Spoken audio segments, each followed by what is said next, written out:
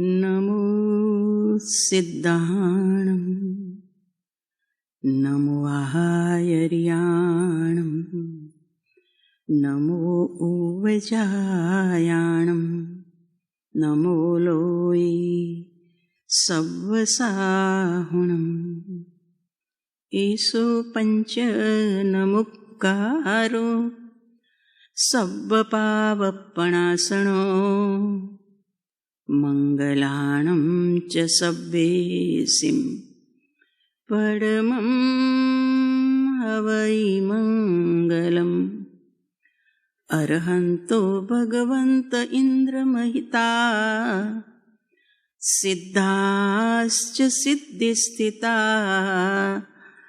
आचार्याजिनशासनोन्नतिकरा पूज्या उपाध्यायिका श्री सिद्धांत सुपाठिका मुनिवरा रत्नत्रयाराधका पंचैते परमेष्ठिनः प्रतिदिनं कुर्वन्तु मंगलम्।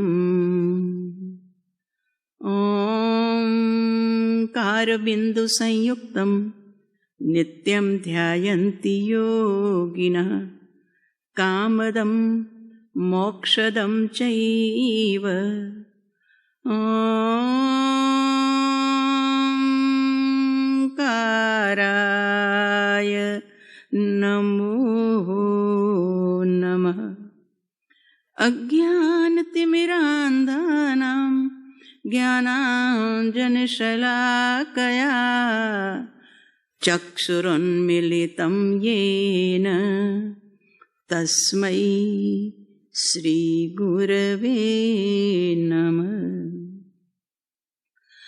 महादेव्याकुक्षिरत्नं शब्दजितरवात्मजं श्रीराजचन्द्रमहं वन्दे आत्मशान्ति तत्त्वलोचनदायकं प्रभु तत्त्वलोचनदायकं। देवकुले समुत्पन्नं रत्नकुक्ष्या विभूषणं श्रीजी प्रभु महं वन्दे आत्मशान्ति प्रदायकं प्रभु तत्त्वलोचनदायकम्।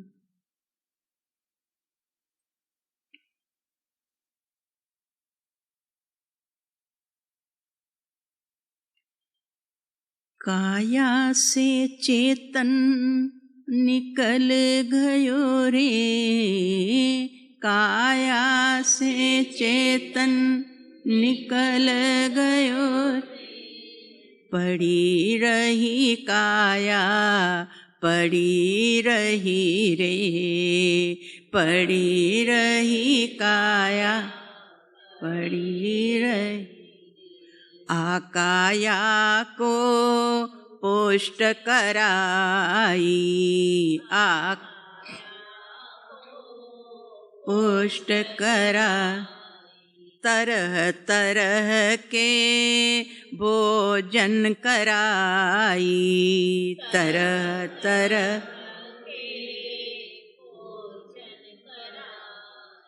आखिर तो मल ही उगल रही रे, आखिर मल ही उगल पड़ी रही काया पड़ी रही रे, पड़ी रही आकाया को खूब सजाई, आका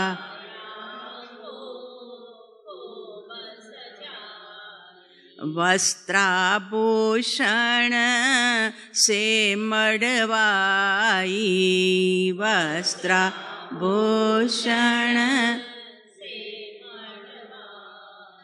आखिर ये मिट्टी में मिल गई रे,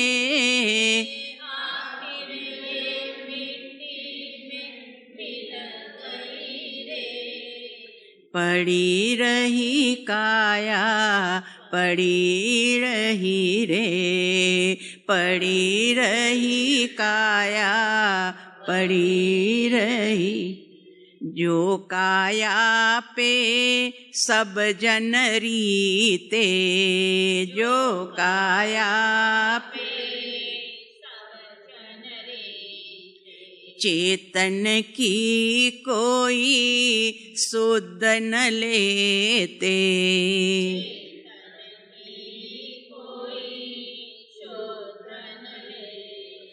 कौन सी गति में भटक गई रे, कौन सी गति में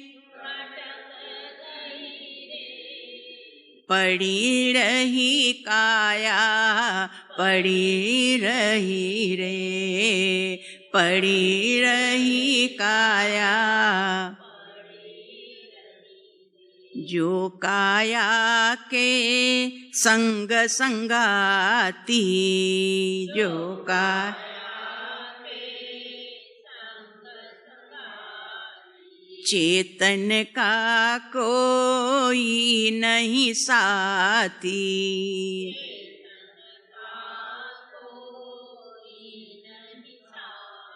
हंस अकेलो उड़ गयो रे, हंस अकेलो उड़ गयो रे, पड़ी रही काया, पड़ी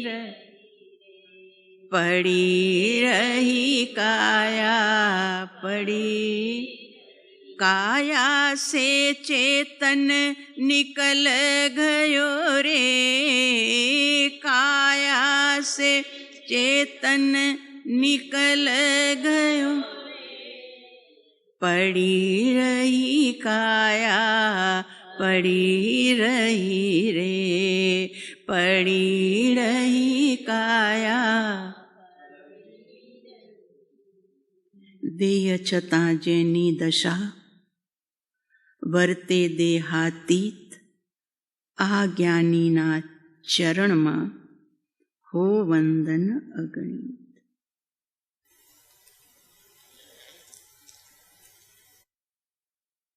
કેવલ મલમય ઉદ્ગલ નિચય, અસુચિ કૃત સૂચિ ભોજન સિચય, વપુસી વિચિંતય પરમિહ સારમ, શિવ સાધન સામર્થ્ય મુદારમ, ભાવય રે વપુરિદિવમ અતિમલિનમ. ઉપાધ્યાય વિનય વિજયજી મહારાજ સાહેબ શાંત સુધારસ ગ્રંથના માધ્યમથી વૈરાગ્યની વાતો આપણને સમજાવી રહ્યા છે. આપણે છઠ્ઠી ભાવનામાં પહોંચ્યા. ભાવનાનું નામ જ છે અસુચિ, જ્યાં પવિત્રતા નથી. એટલે અસુચિ ભાવનામાં સૌથી પ્રથમ અસુચિ તત્વ જે આપણી પાસે જ રહ્યું છે, આપણી સાથે જ રહ્યું છે, જન્મ જન્મમાં આ અસુચિ તત્વથી આપણે હજુ જુદા પડ્યા નથી. સોનાની ખાણમાંથી સોનું નીકળે ખોદે તો, લોઢાની ખાણને ખોદે તો લોઢું નીકળે, માટીની ખાણને ખોદે તો માટી નીકળે.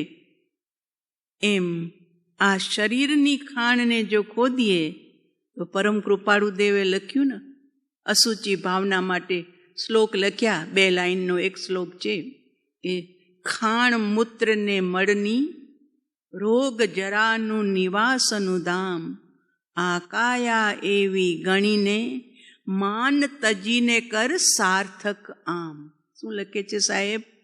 કે જે ખાણ છે શેની?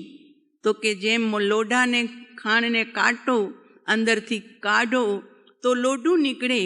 એમાં અસુચિ ભરી કાયાની ખાણમાંથી જો તમે ખુદાઈ કરો, કાઢો બહાર, તો મલ અને મૂત્રથી ભરપૂર છે. લોહી છે, માંસ છે, ચરબી છે, આ બધા અંદરમાં ભરપૂર ભરેલા છે.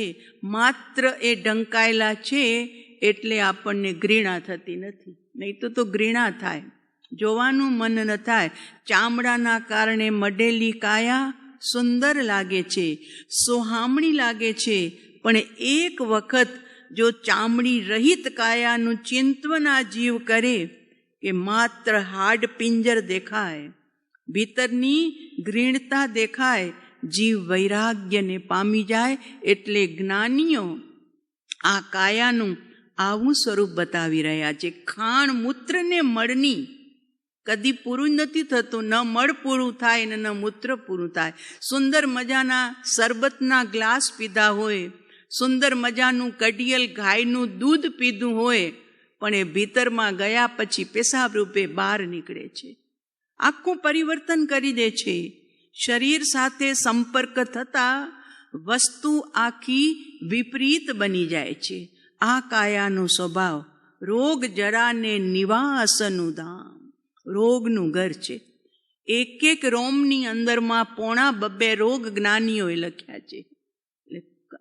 આખા 3.5 કરોડ રોમરાજી, એની અંદરમાં લગભગ 7 કરોડ રોગ છે.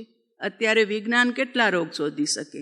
ભલે ને નવા દવા તાવના નામ આપે, બહુ ઓછા જૂજ, પણ અહીંયા તો 7 કરોડ રોગ આ શરીરમાં દરબાઈને પડ્યા છે. પાપનો ઉદય આવે તો નવો રોગ આવે. તો અરે ડેન્ગ્યુનો તો નામ નહોતું સાંભળ્યું, પહેલાં ક્યાં ડેન્ગ્યુ તાવ હતો, નામ નહોતું સાંભળ્યું, પણ હવે આવી ગયું ને. તો એવા તો હજારો રોગ, લાખો રોગ આપણા શરીરમાં દબાઈને પડ્યા છે. જે રોગનો ઉદય આવે એ રોગ પ્રગટ થાય, ડૉક્ટરોને શોધખોળ કરવી પડ્યા. કોરોના આવ્યો ત્યારે કેવા બધા પાછળ પડી ગયા હતા, કારણ કે ખબર જ નથી કયો રોગ કેવી રીતે ક્યારે શરીરમાં પ્રગટ થઈ જાય છે. અમે ઝાંસી ચતુર્માસ હતા, બાળકોને અમે પ્રતિસ્પર્ધા રાખી હતી, વેશભૂષા હરીફાઈ. એમાં એક છોકરો 12 વર્ષનો જૈન અગ્રવાલ, એ સુભાષચંદ્ર બોઝ બન્યો હતો. બહુ મસ્ત એણે પાત્ર ભજવ્યું, નંબર આવ્યો એનો. એટલી બધી એની બોલવાની છટા. અમે ત્યાંથી વિહાર કરી શિખરજી ગયા. અમારું ચતુર્માસ શિખરજી હતું, એના પછીનું 2000નું. તો ઝાંસીવાળા અમને વંદન કરવા આવ્યા. ત્યારે કીધું, મહારાજ સાહેબ, जिसने सुभाष चंद्र बोझ का पात्र भजव्या था ना, हाँ बना था ना सुभाष चंद्र बोझ, तो के बाप जी उसको कैंसर हो गया है. मात्र कैंसर थयुं छे एटलुं ज नहीं, धीरे धीरे धीरे धीरे ए कैंसरनी असर एना आखा शरीरमांथी फैलाती फैलाती आंखों सुधी आवी गई. तो बाप जी अब वो देख भी नहीं सकता है. जुओ तो खरा, 1999 में अमारू चतुर्मास झांसीનું અને 2000નું ચતુર્માસ શિખરજીનું માત્ર 12 મહિના વીત્યા નથી, હજુ તો 8 મહિના થયા, ત્યાં તો આ સમાચાર લઈને આવ્યા कि उसको कैंसर और आंखें भी चली गई है, अब वो देख भी नहीं सकता है. आ सीन सामे आव्યું. नाजुक बाळक, सुंदर सोहामणो बाळक, मात्र 12 વર્ષની ઉંમર, ક્યાંથી આવ્યો આ રોગ? બસ સમાપ્ત. થોડા સમય પછી તો એ રજા લઈ ગયો ભાઈ, કારણ કે એવો ભયાનક રોગ એ ક્યાં ટકે, પછી શરીરને ટકવા દે. ઉપચાર કર્યા, દવાઓ કરી, મા બાપે બધું જ કર્યું, પણ એ છોકરો નીકળી ગયો. એ બી સમાચાર આવ્યા કે ચલા ગયા, રજા લઈ લી. તો ત્યારે વિચાર આવે, આ શરીર, જ્ઞાનીઓ કે છે રોગનું મંદિર, વેદના મૂર્તિ શરીર, અને એ જ શરીરમાં રહ્યો છે આનંદ મૂર્તિ આત્મા. પણ એને છૂટો કરશું તો આનંદનો આસ્વાદ આપણે માણી શકશું. એટલે પરમ કૃપાળુ દેવે હાથ નોંધમાં લખ્યું છે, સર્વજ્ઞ પદ વારંવાર વિચારવા યોગ્ય છે. કારણ કે અસલી પદ તો સર્વજ્ઞ પદ છે, અને જ્યાં સર્વજ્ઞતા છે ત્યાં આનંદ, શાંતિ, શુદ્ધતા, આના સિવાય કંઈ છે જ નહીં. તો સર્વજ્ઞ પદ વારંવાર વિચારવા યોગ્ય છે, વાંચવા યોગ્ય છે. એનું વાંચન પણ તને શાતા દેશે, તને ભીતરમાં સમતાનો વધારો કરશે. વાંચવા યોગ્ય છે. સર્વજ્ઞ પદ વારંવાર ધ્યાન કરવા યોગ્ય છે. સર્વજ્ઞ પદ એટલે બહારમાં નથી, તારા ભીતરમાં સર્વજ્ઞપણું મોજૂદ છે. એવો જ તો હું છું, એવો જ તો છું. જેવા મારા તીર્થંકર દેવ, જેવા મારા સિદ્ધ ભગવાન, જેવા મારા સદગુરુ ભગવાન એમ કે અમે દેહધારી છીએ કે કેમ તે સંભાળીએ ત્યારે માંડ યાદ આવે છે. તો સાહેબ આપને શું યાદ આવતું હતું? આત્મા, અનંત જ્ઞાન સ્વરૂપી આત્મા, અનંત ગુણનો ભંડાર આત્મા. શરીર છે એ વિસરાઈ ગયું. એવા સંતના ચરણમાં આપણે બેઠા છીએ પ્રભુ, કે જે દેહ હોવા છતાં પણ દેહ દશા, દેહાતીત દશાને જેવો ધારણ કરતા હતા. એ લખે છે કે સર્વજ્ઞ પદને વારંવાર વિચાર કરજો. વિચારવા યોગ્ય છે, વાંચવા યોગ્ય છે, ધ્યાન કરવા યોગ્ય છે. કે હું આવો જ છું? આ મિટ્ટીની કાયા, આ સડેલી કાયા, આ ગંધાતી ગટર, એ હું નહીં? તો કે ના, એ તો માત્ર ઉપરથી મળેલું તને ખોખું છે. પણ એ ખોખામાં તો તું કેદ છો, કેદ. અને ઈ કેદમાંથી મુક્ત થવું એનું નામ તો સાધના છે. તો એના માટે તું સર્વજ્ઞ, તારા સર્વજ્ઞ પદને યાદ કર કે એક દિવસ તું પણ અત્યારે અનંત સર્વજ્ઞો સિદ્ધ પદમાં બિરાજમાન છે. એક દિવસ તારો નંબર પણ ત્યાં લાગનાર છે. તો અત્યારથી વિચાર કર કે હું આવો જ છું, આવો જ છું. કારણ કે શરીર રોગનું ઘર છે. ગમે ત્યારે કયો રોગ આવે, પ્રગટ થાય, કાંઈ જ ખબર નથી. પણ તૈયારી ન હશે તો જીવ ગભરાટમાં જશે, રોશે, આર્ત ધ્યાન કરશે, આકુલતા કરશે. અને જેની પાસે આ ચિંતવન હશે, આ તત્વજ્ઞાનની દ્રષ્ટિ હશે, સદગુરુનો માથે હાથ હશે, એમની કરુણા વરસતી હશે, એ જીવ સહજ સ્વીકાર કરી લેશે. ખબર છે, મારા ગુરુએ મને કીધું હતું કે શરીર એ રોગનું મંદિર છે, શરીર એ વેદનાની મૂર્તિ છે. એને ગમે ત્યારે ગમે તે રોગ આવી શકે. જોવું છે એક વખત ખાલી, તમે તો બધા મુંબઈવાળા જ છો, વૈરાગ્યને વધારવા માટે સગાવાલા હોસ્પિટલમાં હોય તો આપણે ખબર લેવા જઈએ એમની પાસે. પણ સગાવાલા વગર એક વખત જે હોસ્પિટલની અંદરમાં કેન્સરના દર્દીઓ છે, એવી ટાટા હોસ્પિટલમાં માત્ર એક લટાર મારી લ્યો, માત્ર એક લટાર. ખ્યાલ આવશે, અસલિયત સમજાશે. કારણ કે નરકની દુનિયાની વાતો તો શાસ્ત્રોમાં લખેલી છે, કોણે જોયું છે? એ બધા ડરાવવા માટેની વાતો છે કે નરકમાં આટલા દુઃખ હોય ને, આટલા રોગ હોય ને. એ લોકો અત્યારના છોકરાઓ નાસ્તિકતામાં જે રહે છે, એ તો બધી કે ડરાવવા માટે છે. અને સ્વર્ગની વાતો કરો છો તો મારા સે એ લાલચ બતાવો છો તમે. અરે લાલચ નથી ભાઈ, તને નથી દેખાતી દુનિયા, કાંઈ વાંધો નહીં. એક વખત તું કતલખાનામાં જઈ આવ, જા દેવનાર કતલખાનામાં જા. તારી ગજવેલની 56 ઇંચની છાતીઓ તો જો કેવી રીતે જીવો કપાય છે, કેવી કેવી દુર્દશામાં બિચારા જીવો જાય છે. તને ખબર પડશે કે આ નરક, સાક્ષાત નરક જોવું છે, વયો જા ત્યાં, કે જ્યાં બિચારા જીવો પ્રતિ સમય કપાઈને એના એક એક બોર્ડ છૂટા પડી જાય છે. સ્વામી વિવેકાનંદ અમેરિકા ગયા હતા ત્યારે એને ત્યાંના લોકો લઈ ગયા. એક જુઓ કે અમારા દેશે કેટલી પ્રગતિ કરી છે. તો કે અચ્છા? તો કે હા આઈએ સ્વામીજી દેખીએ અમારા દેશે કેવી પ્રગતિ કરી છે. એટલે એક કતલખાનામાં લઈ ગયા એમને, અને એક ભેંસને ઊભી રાખી. જરીવારમાં ભેંસના 14 પેકેટની અંદરમાં સામાન બધું ભરાઈ ગયું. દેખીએ, જુઓ આ અમારા દેશની પ્રગતિ. જરીવારની અંદરમાં બધું છૂટું, માંસ છૂટું, હાડકા છૂટા, ચામડા છૂટા, લોહી છૂટું, બધું છૂટું. એટલે અમારા દેશે કેટલી પ્રગતિ કરી છે સ્વામીજી જોઈ. આ તો વિવેકાનંદ હતા ભાઈ, હિન્દુત્વને ધરનારા. એમણે કીધું તમારા દેશે જો પ્રગતિ કરી છે તો એક નિર્દોષ જાનવરના તમે 14 પેકેટ બનાવી શકો છો. હવે જો તમે પ્રગતિ કરી જ છે તો આ 14 પેકેટમાંથી ફરી એક ભેંસ ઊભી કરી બતાવો મને, તો હું માનું કે તમારા દેશે પ્રગતિ કરી છે.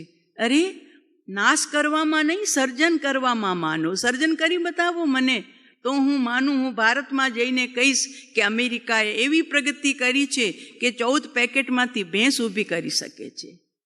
બધાના મોઢા નીચે થઈ ગયા, ઢીલા પડી ગયા. ये तो हमारे से नहीं हो सकता है. તો फिर कौन सी प्रगति? કોકના જીવને નાશ કરવામાં તમે પ્રગતિ માનો છો? કોકના જીવને ખતમ કરવામાં તમે પ્રગતિ માનો છો? ચાલ્યા જાઓ એક વખત. જો ગજવેલની છાતી છે તો કતલખાનામાં તો ખબર પડે કે જીવોની કેવી હાલત થાય છે. આવા દુઃખો આ કાયાની પાછળ છે ભાઈ. અને ઈ કાયા જ્યાં સુધી છૂટશે નહીં, અને ત્યાં સુધી નહીં છૂટે જ્યાં સુધી જીવ પોતાના સ્વરૂપનું ચિંતન કરશે નહીં, સ્વરૂપમાં રહેશે નહીં અને સ્વરૂપનો અનુભવ કરશે નહીં. માટે પરમ કૃપાળુ દેવ કહે છે, ભાઈ તારા સર્વજ્ઞ પદનું ચિંતન કર, એનું ધ્યાન કર વારંવાર અને એનો અનુભવ કર. છેલ્લે લખ્યું અનુભવ કર. તો અનુભવ કર એટલે આ વેદના મૂર્તિ શરીરમાં ગંધાતું આ શરીર, મલ મૂત્ર લોહી માંસથી ભરેલા એવા શરીરમાં ભીતરમાં બિરાજતા ચૈતન્ય મૂર્તિનું તું ચિંતન કર અને એનો અનુભવ પણ કર. તો તું સાર્થકતાને વરીશ. નહીં તો આવા અનંત જન્મ ભેગા થયા, પૂરા થયા, જન્મ મળ્યા, ભેગા થયા. એક રાજા સંત પાસે ગયા હતા. કાર્તિકેયાનું પ્રેક્ષામાં આ કથા મેં વાંચી હતી. અમે શિખરજી હતા ત્યારે ઘણા બધા પુસ્તકો હતા ત્યાં, ઘણા બધા આપણા સાહિત્ય, સત્સાહિત્ય બધું. તો એમાં કાર્તિકેયાનું પ્રેક્ષા હું લઈને આવી વાંચવા માટે. તો આ કથા મેં એમાં વાંચી. એમાં બી 12 ભાવનાનું ચિંતન છે. તો એક સંત પાસે એક રાજા વંદનાર્થે જાય છે. બોધ સાંભળ્યું, વંદના કરી. પછી એને સહેજે અંદરથી એક જિજ્ઞાસા જાગી. તો સંતને પૂછે છે, મારું મોત ક્યારે થશે? આપ કહી શકો આપના જ્ઞાનથી. તો રાજા સાહેબ, આમ તો અમે કહીએ નહીં તમને, પણ હવે જ્યારે જિજ્ઞાસાથી તમે પૂછો છો અને તમારું કાંઈક ઉત્થાન થાય, એના માટે અમે બતાવીએ છીએ કે તમારું 7મા દિવસે મોત છે, 7 દિવસ પછી. તો બીજો પ્રશ્ન, હું મરીને ક્યાં ઉત્પન્ન થઈશ? કાર્તિકેયાનું સ્વામી લખે છે આ કથા. તો હું મરીને ક્યાં ઉત્પન્ન થઈશ? તો જ્ઞાની કહે છે, સંત કહે છે કે તારા રાજમહેલની જે ગટર છે એ ગટરમાં તું સફેદ રંગનો કીડો થઈને ઉત્પન્ન થઈશ. રાજા રાજસિંહાસને મારી છડી પુકારાય, જયકારા થાય, ચામર વીંજાય, અને હું ગટરનો કીડો અંદરમાં હલી ગયો. ના ના ના, તમે આપ કહો છો કે મારું 7મા દિવસે મોત અને મરીને હું કીડો બનું, એની સબૂત શું, પ્રમાણ શું એનું? તો કે રાજા, તને પ્રમાણ જોઈએ છે? જો હમણાં તું ઉઠીને અહીંથી જઈશ અને જ્યાં તારા દરવાજા પાસે પહોંચીશ, નગરના 4 દરવાજા હોય ને, તો કે તું દરવાજા પાસે પહોંચીશ, ત્યાં દરવાજાની ડાબી સાઈડે કાળો હાથી ઊભો છે. અને એ હાથી જેવો તું ગેટ પાસે પહોંચીશ, નગરમાં પ્રવેશ કરવા માટે જઈશ, ત્યાં એ કાળા હાથીને ચક્કર આવશે, ગુમરી ખાશે, ગુમડી ખાઈને ધડામ કરતો નીચે પડશે અને એના પ્રાણ વયા જશે. જો આ ઘટના તને જીવંત દેખાય તો માની લેજે કે 7મા દિવસે તારું પણ મોત છે. હમણાં પ્રમાણ. ઉઠ્યો રાજા, સત્ય વાત થશે, હમણાં ખબર પડી જશે સંતની વાતમાં કેટલું દમ છે. નીકળ્યો રાજ રસાલો લઈને અને નગરના કોટ પાસે જ્યાં દરવાજામાં પ્રવેશ કરવા જાય ત્યાં બરાબર ડાબી સાઈડમાં ઉભેલો હાથી ઓચિતો ગુમરી ખાધી, ચક્કર આવ્યા એને અને ધડામ કરતો નીચે પડ્યો. એના ભેગા એના પ્રાણ છૂટી ગયા. રાજાએ નજરો નજર જોયું, થઈ ગઈ વાત પાકી. સંતની વાત પાકી થઈ ગઈ કે હવે હું મરવાનો છું. જો આ દ્રશ્ય સાચું પડ્યું તો હવે 7 દિવસમાં હું પણ જવાનો છું. એટલે ઘરે આવી, રાજમહેલમાં આવી, પોતાના દીકરાને બધું સમજાવ્યું. જો બેટા, આમ આમ છે, આમ છે, આમ છે, જેટલું બધું રાજકાજનું હોય એનો અભિષેક બી કરી દીધો, બધું કરી લીધું અને કીધું હું હવે એક જ દિવસનો મહેમાન છું. 6 દિવસ નીકળી ગયા, આજે ગમે ત્યારે મારું મોત આવવાનું છે. પણ દીકરા, એક કામ કરીશ? તો કે બતાવો પિતાજી. તો કે જો તારો બાપ સિંહાસને શોભે ન? તો કે હા હા બિલકુલ. તો કે હું સિંહાસન છોડીને વયો જઈશ, પણ મને સંતે બતાવ્યું છે કે હું આપણા રાજમહેલની જે ગટ્ટર છે ને, જ્યાં ગંદકી નીકળે છે, એમાં હું કીડા તરીકે ઉત્પન્ન થઈશ. તો તારો બાપ કીડા તરીકે રહી તને પસંદ હોય? તો કે ન જોઈએ ને પિતાજી. તો કે તું એક કામ કરજે, જ્યારે મારું શરીર તને બોડી દેખાય કીડા રૂપે ગટરની અંદરમાં, મને ત્યાં રહેવું ગમશે નહીં, મને મરી જવું છે, તો તું મને મારી નાખજે અને મને ગટરમાંથી મુક્તિ આપી દેજે. કે પિતાજી, મને જો ખબર જ પડી કે આપનો આત્મા છે અને આપનું એ શરીર છે, તો હું કેમ મારી શકું મારા પિતાજીના જીવને? તો કે હું તને કહું છું ને, હું તને આદેશ આપું છું, મને ગટરમાં જીવવું નથી, તું મારી ત્યાંથી મુક્તિ કરી અને મને ત્યાં પતાવી દેજે, તને કાંઈ દોષ નહીં લાગશે, હું કહું છું ને. ઠીક છે પિતાજી, આપની આજ્ઞા શિરોધાર્ય. 7મો દિવસ આવી ગયો, શિરોવેદના ઉપડી અને એ શિરોવેદનામાં રાજાના પ્રાણ નીકળી ગયા. જે થવાનું હતું એ થઈને રહ્યું. ઉત્તર ક્રિયા કરી બધી, જે થાય અગ્નિ સંસ્કાર થઈ ગયા. છોકરો પાછો ઘરે આવ્યો, એને યાદ આવ્યું, અરે પિતાજી મને કહી ગયા છે કે મારી મુક્તિ કરજે તું ગટરમાંથી, ગટરમાં હું કીડા તરીકે જીવવા માંગતો નથી. તો હું જોઉં પિતાજીનો, પહેલાં જોઈ લીધું તું કે ગટર એકદમ ક્લીન છે, કાંઈ નથી. અને જ્યાં હવે ગટરનો ઢાંકણો ખોલાવ્યો સૈનિકો પાસેથી, લાકડી મોટી લઈને ગયો તો ત્યાં જોવા માટે. થોડી વાર થઈ, કારણ કે સમૂરછીમ જીવ આ તો છે ઉત્પત્તિ, 94 સુધી સમૂરછીમ જીવ છે, પંચેન્દ્રીમાં પણ સમૂરછીમ છે. માતા પિતાના સંયોગ વિના જે ઉત્પન્ન થાય એ બધા સમૂરછીમ જીવો છે. આ ડેડકા, રાત પડે, વરસાદ પડે, કેટલા જન્મી પડે, બધા સમૂરછીમની દુનિયામાં જાય. સમૂરછીમ એટલે જેને મન ન હોય તે. એવા સંઘની પંચેન્દ્રી જીવો એ માતા પિતાના સંયોગથી ઉત્પન્ન થાય છે, અને અસંગની પંચેન્દ્રી જે આમ જ પોતાના કલેવરમાંથી ઉત્પન્ન થઈ જાય. તો આ તો સમૂરછીમ હતો જીવ. ફદક્યો સફેદ રંગનો કીડો ગટરની અંદરમાં. રાજકુમારે જોયું, આ જ પિતાજીનો આત્મા છે, તો હવે મારે એને અહીંયાથી મુક્તિ આપવી છે. એટલે જેવો ઓલો પાણી ઉપર આમ ફરતો હતો એવી એણે ઉપરથી જોરદાર લાકડી મારી એટલે ઓલો કીડો એકદમ પાણીની ગહેરાઈમાં વયો ગયો, મરવા તૈયાર થયો નહીં. બીજી વાર પાછો ઉપર આવ્યો, પાછો મારવા ગયો, પાછો નીચે ઉતરી ગયો. 2 કલાક સુધી હેરાન થયો રાજપુત્ર, પણ હવે એ પિતાના આત્માને ગંદા યોનિમાં અને ગંદી જગ્યાએ ઉત્પન્ન થયા પછી પણ મરવું ગમતું. બસ એવી માયા બંધાઈ જાય છે. કઈ ગયા હતા અહીંયા રાજા સાહેબ કે બેટા મને ગટરમાંથી મુક્તિ આપજે, મને ગટરના કીડા તરીકે જીવવું નથી. પણ હવે તો કે હવે નહીં. 2 કલાક છોકરો હેરાન થયો, પણ એણે જોઈ લીધું આને મરવું નથી, તો રહેવા દો, ગટરમાં ભલે જીવન જીવે. આ ઘટના લખી કાર્તિકેયાનું પ્રેક્ષામાં સ્વામીએ કે આ જીવને સૌથી વધુ જો મમત્વ હોય તો આ શરીર સાથે છે. અને ગમે તે યોનિનું શરીર, પછી તે એકેન્દ્રીનું હોય કે તૈન્દ્રીનું હોય કે ચૌરેન્દ્રીનું હોય કે શરીર મળ્યું એટલે શરીરમાં મમત્વ, અને એમાં એવો ચોંટી રહે છે કે ત્યાંથી એને મુક્તિ ગમતી જ નથી. આ એક અવસર આવ્યો છે. જો અહીંયા એ જ કીધું, કેવલ મલમય પૂદગલ નિચય. આ શરીર કેવું છે? તો કે માત્ર કેવળ, બીજું કાંઈ છે જ નહીં, મલનો ઢગલો છે, મળથી ભરેલા પૂદગલનો ઢગલો છે. પૂદગલની અંદરમાં આ પરમાત્મા ખોવાઈ ગયો છે. પૂદગલના નીચે, નીચે એટલે સમૂહમાં, કેવલ મલમય પૂદગલ નિચયે અસુચિ કૃત સૂચિ ભોજન સિંચય.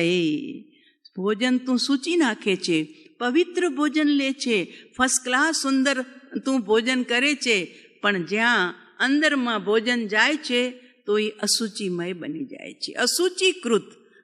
ઘણું સૂચિ પવિત્ર પવિત્ર ચીજ નાખે છે તું, પણ ભીતરમાં ગયા પછી એ અશુચિ બન્યા સિવાય રહેતું નથી.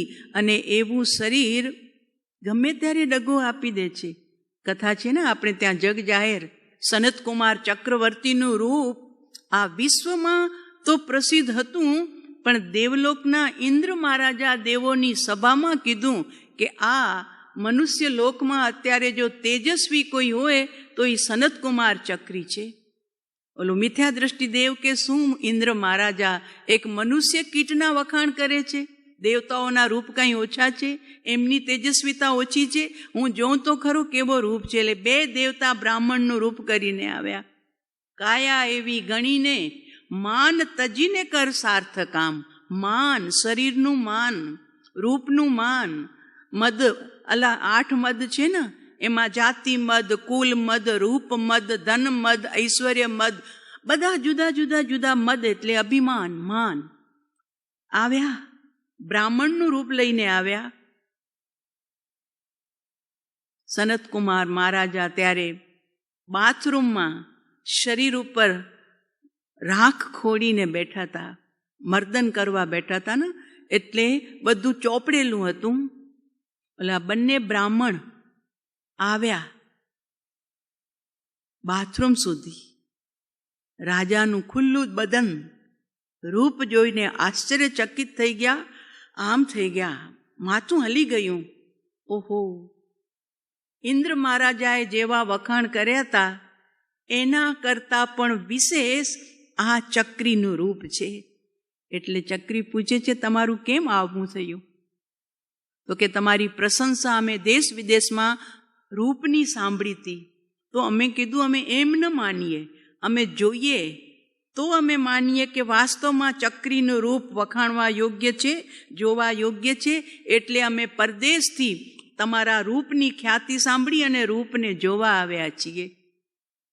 ચક્રી કહે છે, પોતાના વખાણ થયા ને, વખાણને જીરવવા બહુ કઠણ છે, બહુ કઠણ છે.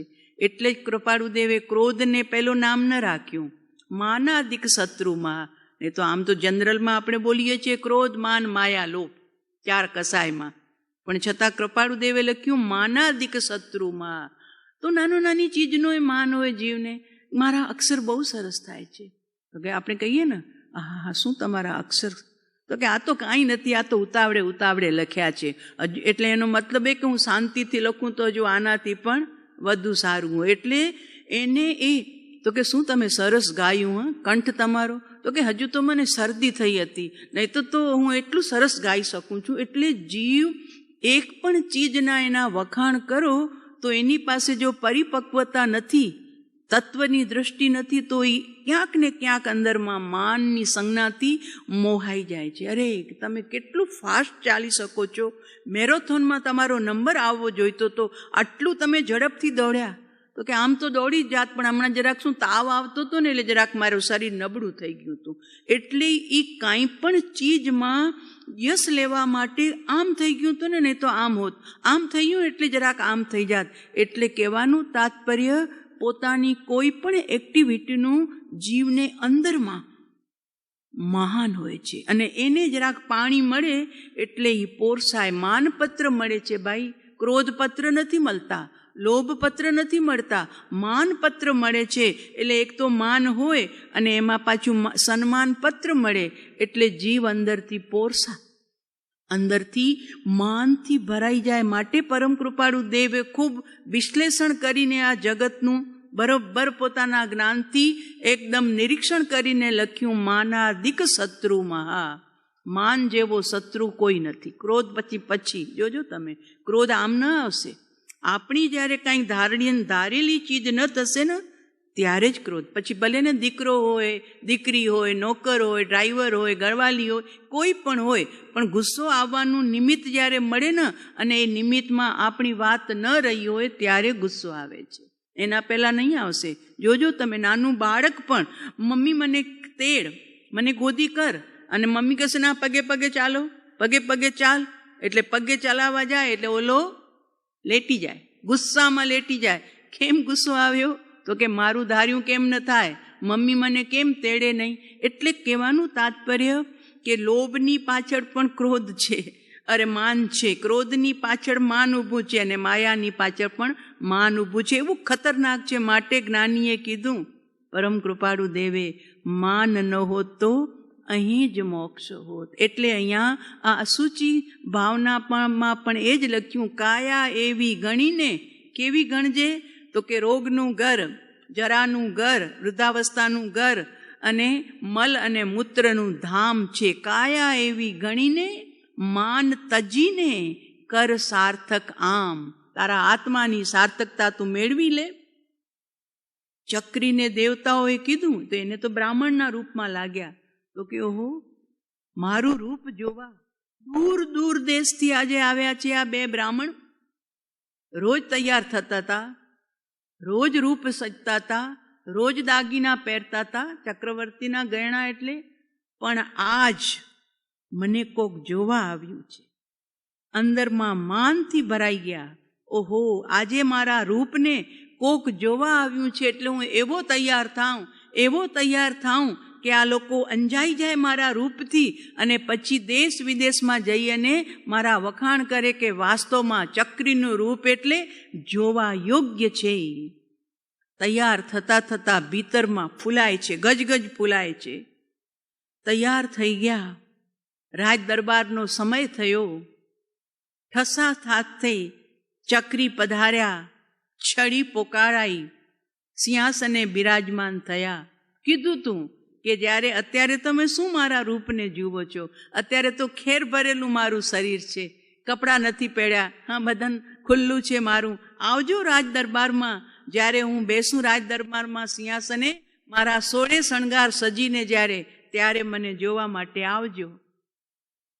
ઠીક છે, બ્રાહ્મણોએ કીધું અત્યારે અમે જઈએ છીએ. નીકળી ગયા. અને હવે જ્યારે દરબાર ભરાવાનો સમય થયો અને ચક્રી મહારાજા પધાર્યા, ત્યારે બંને દેવતા બ્રાહ્મણના રૂપમાં ફરી હાજર થઈ ગયા. ત્યાં દેવતાને આવતા કેટલી વાર લાગે. ચક્રી આમ ઠસાથી બેઠા છે. ઓહો, આજે તો મારું રૂપ જોવા કોઈ આવ્યું છે.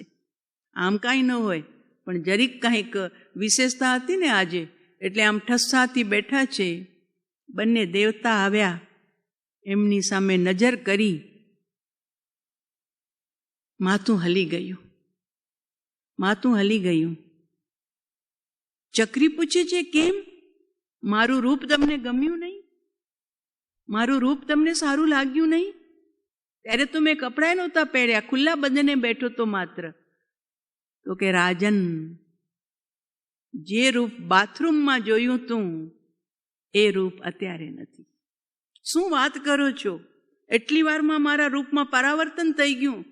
તો કે હા ચક્રીરાજ, તે વખતનું તમારું રૂપ અમને આશ્ચર્યજનક લાગ્યું.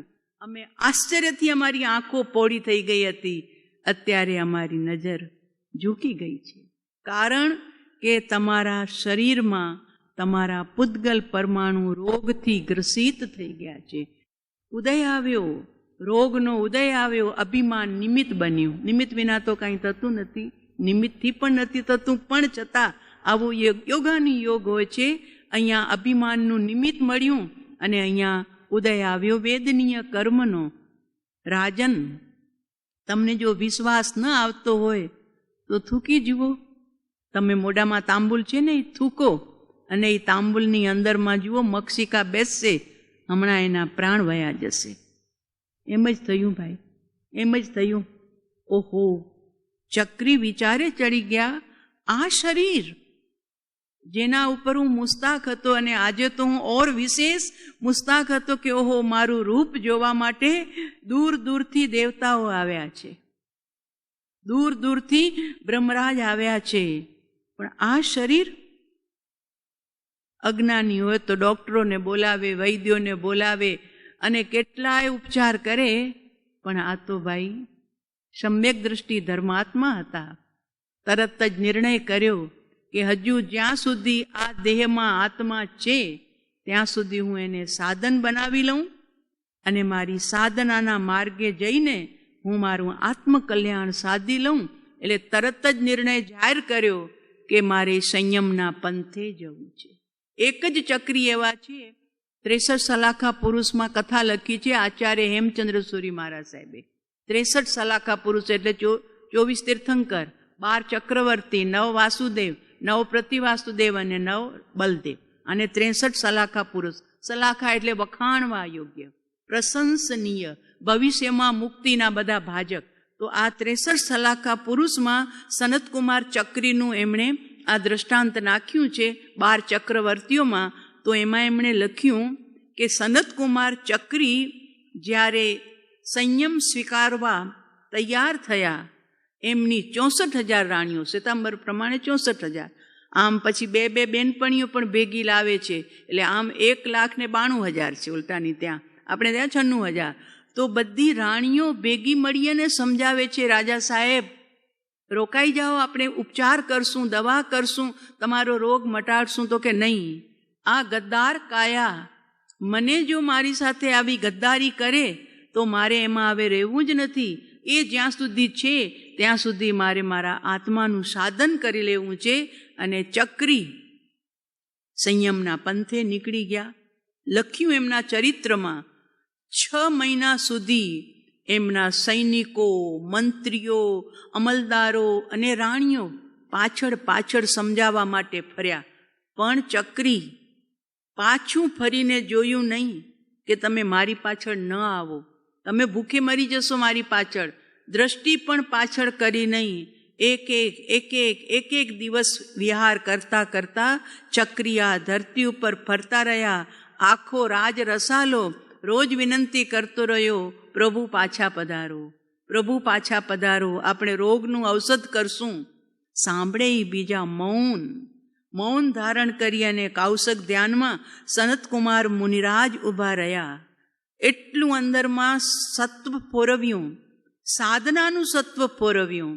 તો ઇન્દ્ર મહારાજા ફરી પ્રશંસા કરે છે કે અત્યારે જો સત્વની પરીક્ષા કરવી હોય તો એ સત્વશાળી સનતકુમાર મુનિરાજ છે. આવ્યા એ જ બને દેવતા, વૈદ્યનું રૂપ લઈને. દવા લેવી છે કોઈને, દવા લેવી છે કોઈને. કોને લેવી હતી દવા? દવા ભીતરની ચાલુ હતી, આત્માનું ઔષધ ચાલુ હતું. આંખ પણ ખોલી નહીં, આંટા માર્યા ત્યાં ચક્રી મુનિરાજની આજુબાજુમાં. છેલ્લે આવે છે બાજુમાં, મુનિરાજ તમારા શરીરમાં આટલા બધા રોગ છે, ગલત પિત્ત હતું, અંદરમાંથી ગળતું તું પિત્ત. તો કે આવો રોગ તમને થયો છે, અમારી પાસે સુંદર દવા છે, લ્યો દવા તમે, અમે દવા આપવા આવ્યા છીએ સામેથી. ત્યારે મુનિરાજ કહે છે, તમારી પાસે એવી દવા છે કે જે મારા કર્મરૂપી રોગને મટાડી દે? કર્મરૂપી રોગને મટાડે એવી દવા છે? તો કે ના, શરીરના કોઢ રોગને મટાડે એવી દવા છે, પણ કર્મરૂપી રોગને મટાડે એવી દવા તો અમારી પાસે નથી, એમાં તો અમે પાછા પડીએ છીએ. તો કે આ દવાને શું કરવું છે મારે? કે એ તો દવા મારી પાસે છે ઓલરેડી. અને એમણે પોતાની થૂક જરીક લઈ અને આંગળી ઉપર લગાડી, અને આખી આંગળી કંચન વર્ણી હતી એવી દેખાઈ ગઈ. જુઓ કે આ દવા તો મારી પાસે જ છે. પણ 700 વર્ષનું આયુષ્ય બાકી હતું એમનું. જ્યારે આ રોગ થયો ને ત્યારે 700 વર્ષનું આયુષ્ય બાકી હતું. 300 વર્ષ થયા હતા, 1000 વર્ષનું આયુષ્ય હતું. 700 વર્ષ સુધી 16 રોગ એમના શરીરમાં ઊભા રહ્યા, પણ એક પણ રોગની દવા ચક્રીએ લીધી નહીં. બહારથી તો ન લીધી, પણ પોતાની સાધના કરતા. સિદ્ધ ચક્રની આરાધનાનું સ્તોત્ર છે ને, એમાં મુનિઓને વિવિધ પ્રકારની લબ્ધિઓ પ્રગટ થાય છે. એમાં એમને આ લબ્ધિ પણ પ્રગટ થઈ હતી, આમૌષધિ, રોગને ભગાડનારી લબ્ધિ પણ પ્રગટ થઈ હતી. પણ એમણે 700 વર્ષ સુધી એક પણ રોગને દૂર કરવા માટે એમણે જરી પણ પ્રયત્ન કર્યો નહીં. બસ અમારું ઉદય જે આવ્યું છે એને અમારે હિસાબ પૂરો કરી અને અહીંયા જ એનાથી મુક્તિ મેળવવી છે. તો આ શરીર કહેવાનું તાત્પર્ય 700 વર્ષ સુધી રોગનું વેદન પોતાના આત્મમસ્તીમાં ઝીલતા અને ઝૂમતા સનતકુમાર મુનિરાજે છેલ્લે આયુષ્ય પૂરું કર્યું. ધર્મનાથ ચક્રવર્તીના સમયમાં એ થયા અને એમના ચરિત્રમાં લખ્યું કે એ દેવલોકમાં પધાર્યા. જ્યારે દેહ છૂટ્યો ત્યારે હજુ એક જન્મ લેશે, સાધના કરી અને મોક્ષમાં પધારશે. તો શરીર આટલું સુંદર, દેવતા જેને જોવા આવે એવું શરીર એક ક્ષણવારની અંદરમાં રોગિષ્ટ બની જાય. હવે એની આ તો નેગેટિવ વાત છે ભાઈ. હવે પોઝિટિવમાં શું કહે છે આ ઉપાધ્યાય ભગવન? વપુસી વિચિંતય પરમ ઇહ સારમ. આવા શરીરમાં, આ રોગગ્રસિત શરીર, મળગ્રસિત શરીર, મૂત્રગ્રસિત શરીર, આવી અસુચિથી ભરેલા આ શરીરનું તું ચિંતન કયું કર? તો કે પરમ ઇહ સારમ. હવે આનું માંથી સાર કાઢતું કયો? તો કે શિવ સાધન સામર્થ્ય મુદારમ. તને નરકનું દ્વાર પણ શરીર બની શકે છે. આમ તો શરીર તો નિમિત્ત છે, ઇન્દ્રિયો એની સાથે જોડાઈ જાય છે, મન એની સાથે જોડાય છે, ઉપયોગ એની સાથે જોડાય છે, ત્યારે આ શરીર નિમિત્ત કહેવાય છે. બાકી શરીરને ક્યાં ખબર છે? એટલે નરકનું દ્વાર પણ શરીર છે. અને શિવ સાધન સામર્થ્ય ઉદારમ. શિવ સુખનું સાધન જેની અંદરમાં ઉદાર સામર્થ્ય રહેલું છે, અનંત શક્તિ રહેલી છે, એવું શરીર એ જ શિવ સુખનું સાધન છે. તો હવે શરીરનો ઉપયોગ જીવ કેમ કરે છે એના ઉપર છે. ખાવામાં, પીવામાં, શણગારવામાં, ફરવામાં, હરવામાં અત્યારે એ જ દુનિયામાં ચાલી રહ્યું છે. આપણા મહાભાગ્ય છે કે આવા દેહાતીત દશાને ધરનારા સંતનું શરણું પ્રાપ્ત થયું. અને એ સંત સ્વયં કીધું ને 2-4 દિવસ પહેલાં જ્યારે સંઘ આવ્યો હતો ત્યારે કે આ મહાત્માને મુનિરાજે પૂછ્યું કે સાહેબ આપનું શરીર બહુ ક્રૂસ થઈ ગયું છે, આપ બહુ દુબળા પડી ગયા છો. ત્યારે સાહેબે કીધું અમારી પાસે 2 બગીચા છે, 2 બાગ છે. એક બગીચાને વધુ પાણી અપાયું એટલે એ બગીચો નવ પલ્લવિત છે, વિકસ્વર છે, હરિયાળીથી શોભતો છે.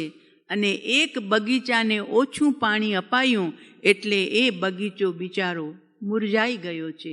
તો આ 2 બગીચા લઈને ઊભેલા સંત પાડુ દેવ કે શરીરની જેમણે પરવાહ જ નહોતી કરી, શરીર પ્રત્યે જેવો ઉદાસીન વૃત્તિએ રહેતા હતા, એવા પરમાત્મ સ્વરૂપને જેમણે પ્રાપ્ત કર્યું, શિવ સૌખ્ય સાધન બનાવ્યું.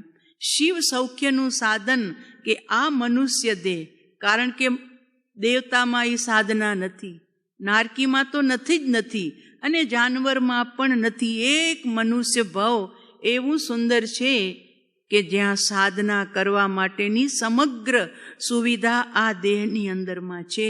તો પરમ કૃપાળુ દેવે આપણને જીવંત દ્રષ્ટાંત રૂપે બતાવ્યું કે અમે આ શરીરમાં રહીને, શરીરથી ઉપર ઉઠીને દેહાતીત દશાને પ્રાપ્ત કરી અમારા ભીતરના બગીચાને અમે નિરંતર જ્ઞાન, દર્શન અને ચારિત્રરૂપી પાણી પાયું છે. અને એને એ પાણી મળવાથી અમારા જ્ઞાન, દર્શન અને ચારિત્રનો બાગ વિકસિત છે, પુલકિત છે, વિકસ્વર છે. અને શરીર પ્રત્યેની ઉદાસીનતા માટે શરીરનો બગીચો સુકાઈ ગયો છે. આપણે એને સાધન બનાવીએ, એની આવશ્યકતા અનુસાર એને આપીએ, પણ કાયાને કચડીએ નહીં. કાયા કેળવવાની છે, મનને મારવાનું નથી, મનને મનાવવાનું છે. કારણ કે આખીર તો મન, વચન અને કાયા મનુષ્ય દેહના જ આપણા માટે મુક્તિનું સાધન છે, બીજું કોઈ જ નથી. એટલે કે છે વપુસી વિચિંતય પરમ ઇય સારમ. પરમ સાર એટલે ઉત્કૃષ્ટ સાર શું છે? તો કે મારે મારા શરીરમાં રહેલા પરમાત્મ તત્વને પરમાત્મ તત્વ સુધી પહોંચવાડવા માટે એને સાધન બનાવવું છે. આવું સાધન બીજી જગ્યાએ નહીં મળશે.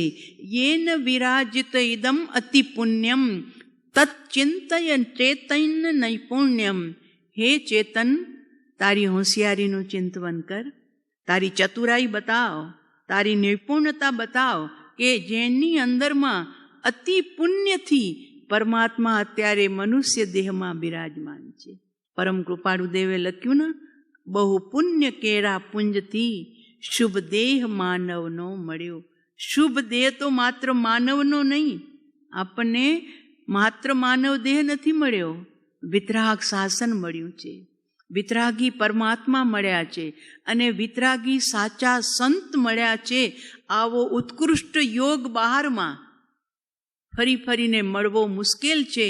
માટે જ્ઞાની કહે છે કે ભાઈ બહુ પુણ્ય કેરા પુંજથી શુભ દેહ માનવનો મળ્યો. પાછળ તો લખ્યું છે તો એ અરે ભવ ચક્રનો આંટો નહીં એ કે ટળ્યો. આપણે એનાથી ઉલટું કરીએ, સાહેબ આપના વચનોને અમે જૂઠા પાડવા માટે પ્રયત્ન કરશું, ભવચક્રના આંઠાને અમે પૂરા કરવા માટે પુરુષાર્થ કરશું. કેમ? આપની આંગળી પકડી છે, પ્રત્યક્ષ સત્પુરુષની આંગળી પકડી છે, તો હવે અમે ક્યાંય બંધાશું નહીં. વસ્તુ છે તો છે, પુણ્ય છે તો છે, પુણ્યની જગ્યાએ બધું છે, પુણ્યના કારણે બધું છે. ભરત મહારાજાને છખંડનું સામ્રાજ્ય હતું, સગર ચક્રીને છખંડનું સામ્રાજ્ય હતું, શાંતિનાથ ભગવાનને છખંડનું સામ્રાજ્ય હતું. સામ્રાજ્ય હોવું જુદી વાત છે, એમ પુણ્યથી લક્ષ્મી મળવી એ જુદી વાત છે, પુણ્યથી માન સન્માન મળવા જુદી વાત છે. પણ અંદરમાં એકત્વ કરવું એ તો નુકસાનકારક છે. એના માટે નિરંતર જાગૃતિ કરવી પડશે, એના માટે નિરંતર તત્વજ્ઞાનનો બોધ અંદરમાં પચાવવો પડશે, ચિંતનમાં લેવો પડશે કે જોજે. એટલે તો લખ્યું છે ભરત મહારાજા આમ તો સમ્યક દૃષ્ટિ ધર્માત્મા હતા, શાયિક સંકિતના ધણી હતા, છતાં એમણે પોતાને જગાડવા માટે જ્યારે એમણે ભોજન પીરસ્યું, ઋષભદેવ ભગવાનના સંતોએ તો ના પાડી ભગવાને કે એના માટે બનાવેલો આહાર સંતોને નહીં ચાલશે, અશુદ્ધ તો છે. સાધર્મિકોને જમાડ્યા અને એટલો આનંદ આવી ગયો ભરત મહારાજાને કે હવે બધા મારા રસોડે કાયમ જમજો. અને તમારે કામ કેટલું કરવાનું? તો કે હું જ્યારે સિંહાસને બેસું ત્યારે તમારે આવી અને મને કહેવાનું, ભરત ચેત ચેત, માહણો મને તમે જગાડજો, તમે હજુ કસાયથી જીતાયેલા છો, માટે ભરત ચેત, કાલ નગારા દેત, આમ મને ચેતવજો.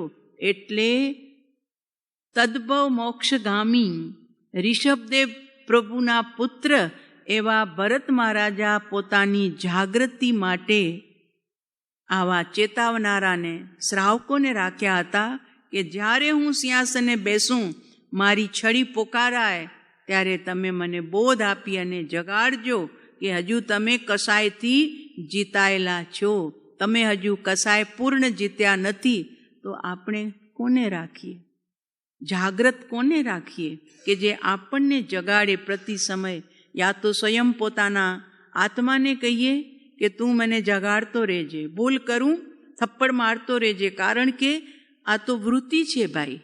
ઉપરથી ચડેલી વૃત્તિ ક્યારે નીચે પડી જાય કાંઈ કહી શકાય નહીં. એટલે પ્રતિ સમયે જાગૃતિની આવશ્યકતા છે અને એ જાગૃતિ સંતોના ચરણમાં, સંતોના બોધમાં, અને આપણી પાસે તો જીવંત બોધ છે. તમે બધા વાંચો જ છો, વિચારો જ છો, એટલે એ બાબત તો મારે કાંઈ કહેવાનું રહેતું નથી.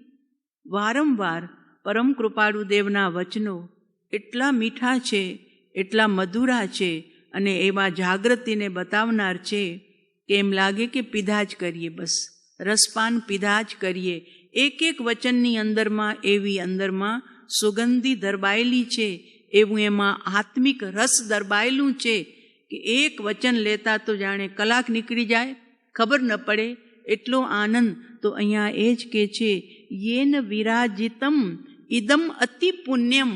તારું પુણ્ય બહુ જોરદાર છે અત્યારે, કે જે પુણ્યના કારણે તારા ભીતરમાં બિરાજમાન ચૈતન્ય એને તું ચિંતવ નૈપુણતાથી, ચતુરાઈથી, અને વિશદા આગમ અધિગમ્ય નિપાનમ. વિશદ આગમનું પાન કર. આગમ એટલે શાસ્ત્ર, પરમ આગમ બોધ. તો આપણા માટે તો વચનામૃતજી પરમ આગમનું કામ કરે છે કે આગમ અધિગમ્ય નિપાનમ, એને તું પી, એનું પાન કર, અને શું મળશે એનાથી? વિરચય, રચના કર વિશેષ પ્રકારે શાંત સુદારસ પાનમ. તારા ભીતરમાં અમૃત, શાંત રસરૂપી અમૃતનું પાન તારા ભીતરમાં રચના કર. છે અંદરમાં શાંતિનો સ્રોત વહી રહ્યો છે, પણ એ શાંતિના સ્રોતની રચના તને તારા પર્યાયની અંદરમાં, એક સમયના ઉપયોગની અંદરમાં એ રચના કરવાની છે. તો બે તત્વનું વિચાર કરજે. અસુચિ ભાવના વૈરાગ્ય જગાડવા માટે, શરીર પ્રત્યેથી આસક્તિ ઘટાડવા માટે, અને એ જ અસુચિ તત્વની ભીતરમાં વચ્ચે રહેલો જળહળ જ્યોતિ સ્વરૂપ આત્મા, એનું ચિંતવન તારા ભીતરની અનંત ગુણની સમૃદ્ધિને પ્રાપ્ત કરવા માટે એવો પુરુષાર્થ કરીએ કે જેથી હંમેશ માટે સર્વજ્ઞ પદનું ધ્યાન માત્ર ધરીએ નહીં, એની અંદરમાં લીન બનીએ અને હંમેશ માટે આ શરીરની કેદમાંથી આપણો આત્મા મુક્ત બની જાય. અને શરીરની કેદથી મુક્ત બનવા માટે કશાયની કેદથી મુક્ત બનવું પડશે. ભાવ કર્મના કારણે દ્રવ્ય કર્મ, અને દ્રવ્ય કર્મના કારણે નો કર્મ. આખી સિરિયલ છે. તો નો કર્મ ત્યાં સુધી નહીં છૂટશે કે જ્યાં સુધી ભાવ કર્મ મોજૂદ છે. અને ભાવ કર્મ છૂટ્યા, કશાયની કેદ છૂટી, તો દ્રવ્ય કર્મ પણ પછી તો કેવા રહી જશે? તો કે વેદની યાદી, ભગવાન કહે છે અપૂર્વ અવસરની અંદરમાં, વેદની યાદી ચાર કર્મ વર્તે જહાં, બડી સિંદરી વત આકૃતિ માત્ર જો, તે દેહાયુષ આદિન જેની સ્થિતિ છે, આયુષ પૂર્ણે મટીએ દૈહિક પાંચજો, અપૂર્વ અવસર એવો ક્યારે. એ દ્રવ્ય કર્મ ચાર બાકી રહે એ કેવા રહ્યા? તો કે આકૃતિ માત્ર, બળેલી સિંદરી જેવા. સિંદરીને બાળી નાખી હોય, એની આકૃતિ વિખરાય નહીં, એમને એમ પડી હોય, હવાનો જોકો આવે તો વિખરાઈ જાય. એમ આ ચાર કર્મ જ્યાં સુધી આયુષ્ય છે ત્યાં સુધી બાકીના ત્રણ એની સાથે જોઈન્ટ રહેશે. પણ એ ચારે કર્મ સમય પૂરો થતાં બધા જ વિખરાઈ જશે. એટલે તારો આત્મા કર્મ રહિત. પણ દ્રવ્ય કર્મ ક્યારે છૂટશે? ભાવ કર્મની કેદથી નીકળશું ત્યારે. અને ભાવ કર્મની કેદ કેમ છૂટે? તો કે બેઠા છે સંત, સાચા સંત, એનું શરણું તનથી, મનથી, ધનથી, સર્વસ્વથી. બસ પ્રભુ આપ એક, આપ સિવાય મારા અંતરમાં હવે કોઈ સંસારના પદાર્થો પ્રત્યે પ્રીતિ ન હો. એક પ્રીતિ આપના પ્રત્યે, એક આસક્તિ આપના પ્રત્યે. બાકી ડ્યુટી, બાકી માત્ર ડ્યુટી. સાચો સંબંધ, સાચો પ્રેમ, સાચી ભક્તિ, સાચો સમર્પણ ભાવ જો જ્ઞાનીના ચરણ શરણમાં કર્યો તો આપણી પાસે રિઝલ્ટના ઘણા બધા જવાબ આપ્યા છે પરમ કૃપાળુ દેવે વચનામૃતજીમાં. કે એક વખત સત્પુરુષને જીવન સોંપી દીધું, મન વચન કાયા સોંપી દીધા, ભાવોથી સમર્પણ થઈ ગયા, પછી આ સંસાર શું કરી શકવાનું છે? સંસાર ક્યાં ઊભો રહેશે? એટલે સાચા સંતનું શરણું, એમનું સ્મરણ, એમનો બોધ કશાયની કેદથી મુક્ત કરશે, કર્મની કેદથી પણ મુક્ત થશે, અને છેલ્લે શરીર પણ આ હંમેશ માટે છૂટશે. તો આવા અસુચિ શરીરમાં અનંત કાળથી આપણે પુરાઈને રહ્યા છીએ. હવે આવો અવસર આવ્યો છે, આવા સાચા સંત મળ્યા છે, આવા બીજા મહાવીર જેવા પરમ કૃપાળુ દેવનું આપણને ચોથા આરાનો બોધ મળ્યો છે. બસ એ બોધને આત્મસાત કરી આપણા સંસારનો એન્ડ થાય અને પરમ સ્વરૂપમાં હંમેશ માટે નિવાસ થાય એવી મંગલ ભાવના સાથે.